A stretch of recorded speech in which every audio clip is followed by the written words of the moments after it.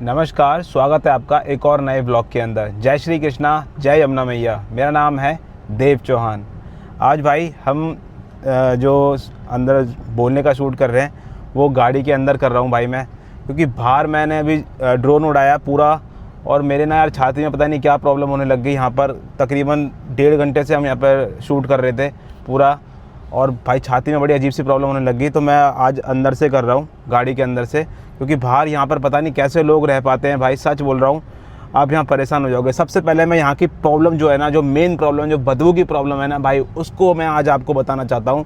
इस वीडियो को इतना शेयर करना भाई कि सरकार तक ये बात पहुँचे, और वीडियो को लाइक ज़रूर कर देना यार। यहाँ की जो मेन प्रॉब्लम है ना भाई, गाजीपुर लैंडफिल के पास की भाई, ये मुर्गा मंडी है।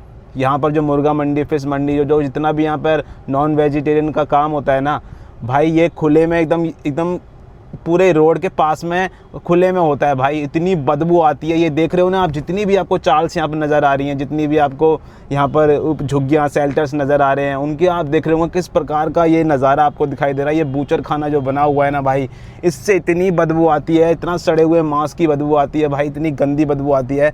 यहाँ पर आप ना खड़े नहीं हो सकते हो भाई। मैं तो नॉन वेज यार छूता भी नहीं हूँ, और मेरी तो यहाँ पर हालत ख़राब हो जाती है आने के बाद। बहुत सच बोल रहा हूँ, बुरा हाल हो जाता है मेरा।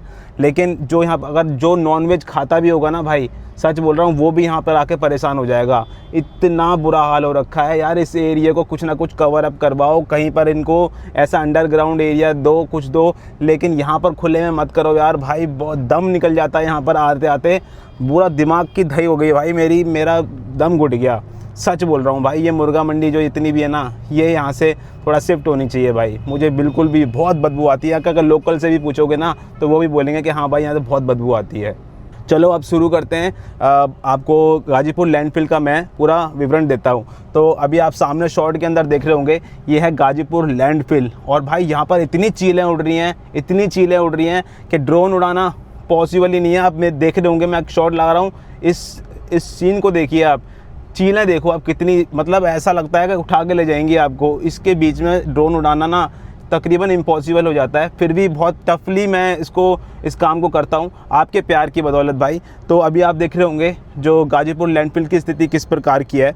मैं आपको गाजीपुर लैंडफिल का एक चीज़ बता देता हूँ। यहाँ पर पहले जो कूड़ा था यहाँ पर, वो था 140 मीट्रिक टन। और यहाँ पर मैं एक और चीज़ आपको बता देता हूँ, यहाँ पर अब जो डंपिंग, जो पहले कचरा यहाँ पर डंप किया जाता था, उसमें 80% की गिरावट की गई है। जो पहले कचरा यहाँ पर डंप किया जाता था वो 100% था, लेकिन अब उसमें 80% की कटौती की गई है, और अब 80% कचरा जो है वो कम यहाँ पर डंप किया जा रहा है। यानी कि अब धीरे धीरे करके इस लैंडफिल को हटाने का ही काम किया जा रहा है।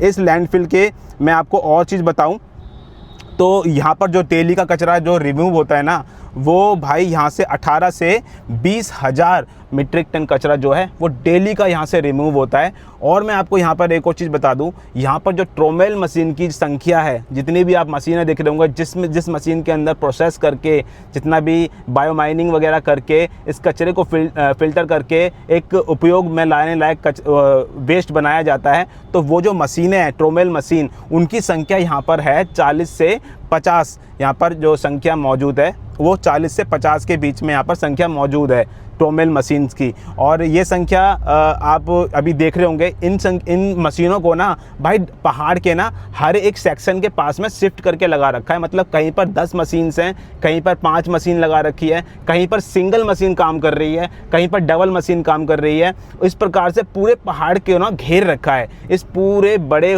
पहाड़ को, जो कि किसी ज़माने में 140 मीट्रिक टन का कचरा अपने ऊपर लेके फिरता था, इस पूरे एरिया में सबसे बड़ा, दिल्ली का सबसे बड़ा पहाड़ ये कहलाता है। आज भी सबसे बड़ा पहाड़ है। तो इसके चारों तरफ जो ट्रोमेल मशीन्स हैं उनको सेक्शन वाइज डिवाइड करके लगा रखा है। अभी आप देख रहे होंगे किस प्रकार से जो मशीन्स हैं वो वहाँ पर प्लेस्ड हो रखी हैं, लग रखी हैं। और ये तमाम मशीनें जो हैं वो जितने भी लैंडफिल के इर्द गिर्द पूरे एरिया में बने हुए उस कचरे को हटाने का काम कर रही हैं। और यहाँ पर ना जो आपकी हाई कैपेसिटी स्कैल्पर मशीन्स जो होती हैं, जो मैंने आपको बताया था कि वो अगर प्रतिदिन काम करें तो कम से कम 1000 से 1200 मीट्रिक टन कचरा जो है डेली का रिमूव कर पाएंगे, अगर 24 घंटे उनको चलाया जाए। तो वो उनकी संख्या यहाँ पर कम से कम 10 के अराउंड है। मतलब आप बोल सकते हो कि 5 से 10 के बीच में उसकी संख्या यहाँ पर मौजूद है। 5 से 10 के बीच में जो यहाँ पर हाई स्केल्पर मशीन की संख्या है वो मौजूद है यहाँ पर। जो यहाँ पर कूड़े का पहाड़ था ना, ये 140 मीट्रिक टन का पहाड़ था। मतलब इतना कचरा था इसके ऊपर, 140 मीट्रिक टन। भाई सोच के ही हैरानी हो जाती है कि इतना बड़ा कूड़े का पहाड़ यहाँ पर था। लेकिन 2026 के अभी मैं आपको बता रहा हूँ, 2026 तक यहाँ से जो तकरीबन अब रह गया है वो रह गया है 60 से 65 लाख मीट्रिक टन कचरा भी यहाँ पर बाकी रह गया है। 60 से 65 लाख मीट्रिक टन कचरा भी यहाँ पर बाकी रह गया है। और जो यहाँ से रिमूव हो गया है वो कचरा है 75 से 80 लाख मीट्रिक टन यहाँ से कचरा रिमूव कर दिया गया है सरकार द्वारा। तो भाई बहुत बड़ा, बहुत ज़्यादा ही बड़ा पहाड़ है दिल्ली का। इतना बड़ा पहाड़ इसको ऐसे ही नहीं कहते हैं, बहुत ख़तरनाक और बहुत बड़ा ये पहाड़ यहाँ पर नज़र आता है। और अभी आप इस लैंडफिल को पूरी तरीके से देख रहे होंगे, तो मैं आपको सेक्शन वाइज दिखा रहा हूँ। सामने की तरफ आप देख रहे होंगे किस प्रकार से जो मशीन है वो कार्यरत है, काम कर रही हैं, इस कचरे को हटाने का काम कर रही हैं।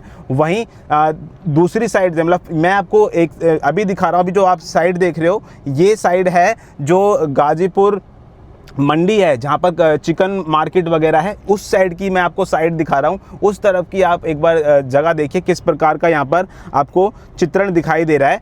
पूरा का पूरा एरिया मैं आपको दिखाने का प्रयास कर रहा हूँ। अभी यहाँ पर किस प्रकार की स्थिति है इसको आप देख लीजिए, कितना बड़ा ये पहाड़ है ये आप देख लीजिए। और अभी यहाँ पर कैसे कैसे गाड़ियाँ यहाँ से कचरा ले जा रही हैं वो भी आप देख ही रहे होंगे। उसके बाद मैं आपको फ्रंट साइड से दिखाता हूँ। अब ये है फ्रंट साइड, जहाँ पे आप रोड की तरफ से जब जाते हो तो आपको ये एरिया दिखाई देता है। यहीं से सारे के सारे ट्रक जो है उनकी एंट्री होती है। तो इस तरफ भी आप देख रहे होंगे जो मशीन्स हैं वो नीचे की तरफ भी लगी पड़ी हैं। और सामने आपको काफ़ी एरिया जो है वो रिमूव नज़र आ रहा होगा। पहले यहाँ तक कचरा पूरा पड़ा हुआ था, लेकिन अभी यहाँ से सामने की तरफ से भी पूरा कचरा यहाँ से रिमूव किया गया है। और अभी आप देख रहे होंगे जो मशीन्स है, ट्रोमेल मशीन्स है, वो ऊपर की तरफ भी लगी हुई है, यहाँ पर ऊपर सेक्शन की तरफ भी लगी हुई है और वहाँ से जो कचरा है उसको प्रोसेस कर रही हैं। देख रहे होंगे आप किस प्रकार से सेक्शन वाइज यहाँ पर डिवाइड कर रखा है मशीनों को। तो ये चारों तरफ से पहाड़ के किनारे किनारे लगा रखी है, जैसा मैं आपको बताते जा रहा हूँ। तो इस पूरे एरिया को यहाँ से फ्रंट साइड से भी रिमूव किया जा रहा है। अभी आपको गाजीपुर साइड से दिखाया था जहाँ पे फिश मार्केट थी, और अभी आपको फ्रंट साइड से दिखा दिया जहाँ से ट्रक वगैरह की एंट्री होती है उस तरफ मशीन। अब मैं आपको एक और चीज़ यहाँ पर दिखाता हूँ। यहाँ पर भी WTE प्लांट लगा हुआ है, वेस्ट टू एनर्जी प्लांट यहाँ पर भी लगा हुआ है। ये जो गाजीपुर लैंडफिल है उसके पास में लगा पड़ा है। और यहाँ से प्रतिदिन का जो कचरा जलाकर यहाँ पर जो एनर्जी में कन्वर्ट किया जाता है, यानी बिजली बनाई जाती है, वो है 2500 टन। 2500 टन कचरा डेली यहाँ पर जलाया जाता है। जलाने के बाद मैंने आपको जब मैंने ओखला लैंडफिल का आपको पूरा बताया था, तो उस कचरे को कैसे प्रोसेस किया जाता है वो मैंने आपको पूरा बताया था। उस प्रकार से यहाँ पर पूरी तरीके से प्रोसेस करने के बाद यहाँ पर 12 से 15 मेगावाट की बिजली उत्पन्न की जाती है। मतलब इस कचरे को रिमूव करने के लिए वेस्ट टू एनर्जी में डाला जाता है। वेस्ट टू एनर्जी से फिर वो पूरा फिल्टर होकर प्रोसेस होकर जलाने के बाद वो बिजली का उसका रूप दिया जाता है, और फिर वो 12 से 15 मेगावाट की बिजली यहाँ पर उत्पन्न करता है। तो इस प्रकार से ये जो वेस्ट टू एनर्जी प्लांट है ये यहाँ पर काम कर रहा है और इतनी बिजली उत्पन्न करता है, मैंने आपको बता दिया है। और कितना कचरा जलाया जाता है यहाँ से वो मैंने आपको पूरी तरीके से यहाँ पर बता दिया है। गाजीपुर लैंडफिल कूड़े के पहाड़ की पहले की जो ऊंचाई थी वो थी 65 मीटर, मतलब तकरीबन आपको कुतुब मीनार के बराबर ये लैंडफिल हो चुका था। लेकिन अब यहाँ पर काम करने की वजह से इस लैंडफिल की ऊंचाई 18 से 20 मीटर कम हो गई है। मतलब पहले अगर इसकी 65 मीटर थी और अगर 18 से 20 मीटर यहाँ पर कम हो गई तो तकरीबन 47 से 45 मीटर यहाँ पर अब इसकी ऊंचाई रह गई है गाजीपुर लैंडफिल की। और जो गाजीपुर लैंडफिल की डेडलाइन दे रखी है सरकार के द्वारा वो 2027 दे रखी है, क्योंकि पहले ओखला लैंडफिल और फिर भलसवा लैंडफिल, उसके बाद क्योंकि ये गाजीपुर लैंडफिल सबसे बड़ा है फिर इसके ऊपर यहाँ पर और तेज़ी से काम करना शुरू हो जाएगा। लेकिन मैं आपको एक और चीज़ बता देता हूँ, 2024 के बाद 2025 और 2026 में यहाँ पर जो काम की गति है उसको दुगना कर दिया गया है। गाजीपुर लैंडफिल में जो अभी कचरा डाला जाता है, जो डंप किया जाता है, उसकी संख्या है 2400 से 2600 टन।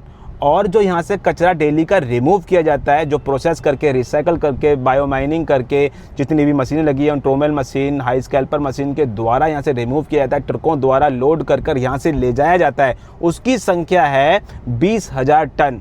यहाँ से डेली का 20,000 टन कचरा रिमूव हो रहा है और इस गति को और तेज़ करने का प्रयास किया जा रहा है। मेरी एक तुलना है, ये मेरा ओपिनियन है, मेरे को ऐसा लगता है कि जब ओखला लैंडफिल और भलसवा लैंडफिल का एंड हो जाएगा, ख़त्म हो जाएगा, उसके बाद वहाँ की जो मशीनें होंगी उन सब मशीनों को यहाँ पर शिफ्ट कर दिया जाएगा, ऐसा मुझे लगता है। और जब वो सारी मशीनें यहाँ पर शिफ्ट हो जाएंगी और जो हाई स्कैल्पर मशीन्स है, बायो और जो वहाँ पर ट्रोमेल मशीन्स हैं, वो सारी यहाँ पर जब शिफ्ट हो जाएंगी तो इसकी गति मेरे ख्याल से 10 गुना तेज़ी से घटना शुरू हो जाएगी।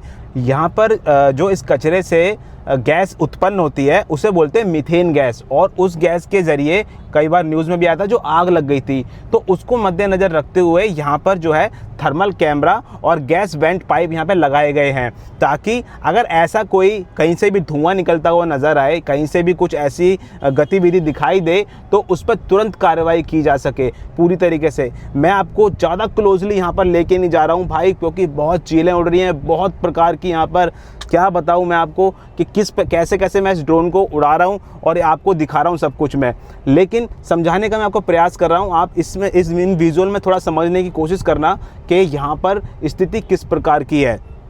अभी यहाँ पर मैंने आपको बता दिया है कि थर्मल कैमरास और गैस वेंट पाइप लग चुके हैं, जिसके द्वारा अगर कोई आग की संभावना यहाँ पर दिखाई देती है तो वो तुरंत कैच में आ जाती है और पूरा सब हो जाता है। और यहाँ पर जो सरकार का एक थॉट है, एक सोच रहे हैं कि यहाँ पर क्या बनाया जाए, तो यहाँ पर वो इको पार्क बनाने का सोच रहे हैं। जैसे इस इको पार्क को एक रिवर फ्रंट की बेल्ट के तौर पर देखा जा रहा है कि इसको जब यहाँ पर ये लैंडफिल नहीं रहेगा, इसको रिमूव कर दिया जाएगा, तो फिर यहाँ पर एक इको पार्क बन जाएगा। यहाँ पर बहुत भारी तौर पर, मैसिव तौर पर यहाँ पर पेड़ लगाने की कोशिश की जाएगी, क्योंकि ये एरिया, यहाँ के आसपास के लोग कई सालों से इस गंदगी को, इस कचरे की स्मेल को सूंघते आ रहे हैं, तो उनको इको पार्क की अब सुगंधित और स्वच्छ वातावरण देखने को मिले, उनके लिए एक सौगात आ जाएगी। तो ये है भाई कुछ इस प्रकार का दृश्य यहाँ पर, और क्या क्या इशू है, किस प्रकार का माहौल है, पूरा लैंडफिल आपको दिखाने का प्रयास करा। बहुत मुश्किल से मैं ड्रोन शॉट ले पाता हूँ गाजीपुर लैंडफिल के, पहले तो यहाँ पर आना ही बहुत हैक्टिक मेरे लिए हो जाता है,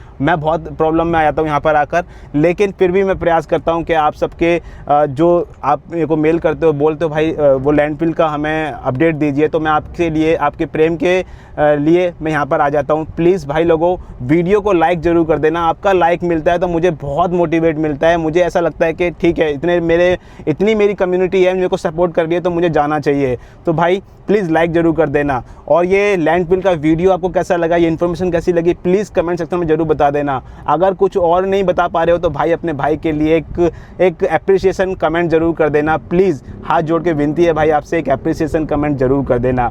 मिलता हूँ आपको नेक्स्ट व्लॉग के अंदर। टिल देन, जय सिया राम।